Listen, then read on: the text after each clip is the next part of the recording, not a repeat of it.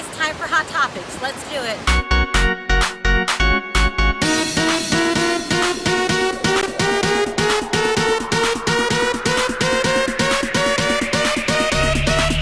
Hi guys, so today I want to share another story with you. Today I want to talk about the tragedy that's going on with Bethennny Frankel with the loss of her boyfriend, Dennis Shields, and just what an all-around tragedy this entire situation is. Plus, I'll show you her first heartwarming post after the funeral. So we all know he passed away a couple of days ago, with the funeral being on Monday in Long Island, New York. So we all know on Thursday he took a couple of pain meds for a previous surgery he had back in 2015.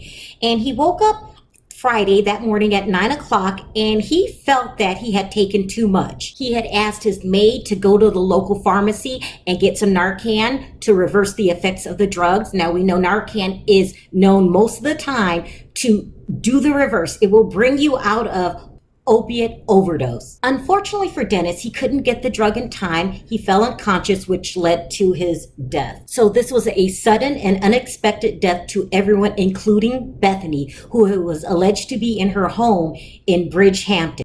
Now, my heart absolutely bleeds for Bethennny. Say what you want about her, there's a certain vulnerability there.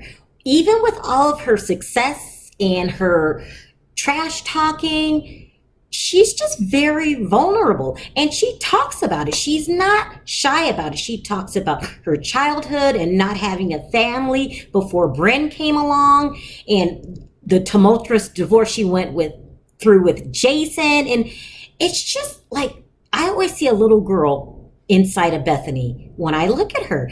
This has to be absolutely devastating, and I just feel terrible for her. I mean, my condolences from the bottom of my heart. Now, Dennis was a very successful businessman. He was the executive chairman of Esquire Bank and the fintech startup Yield Street. He was also the CEO of a company called Law Cash. That's a Brooklyn-based firm which bankrolls lawsuits against New York City.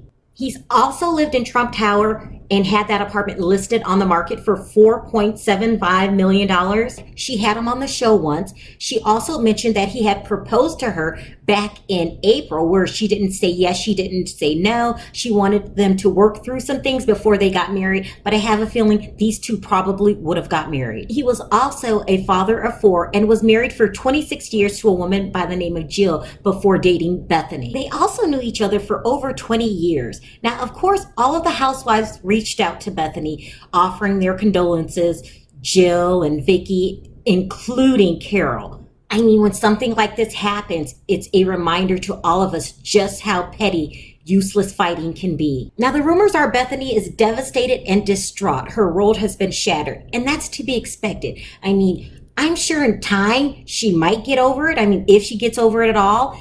You know, she's a very strong woman, but that doesn't mean that, sometimes things just knock you down. And she's going to need the support of her family and friends and everyone to gather around her, because this is a tragedy, people. There's no other way to put it. Here's her first public posting since the funeral that simply reads, "Rest in peace, my babies who gave me unconditional love." Unfortunately, that's my terrible housewife news for you today. Let me know in the comments section any thoughts, prayers, or condolences you might have. Also, don't forget to hit that subscribe button and that notification button for more stories like these. Until next time, talk to you then. Bye.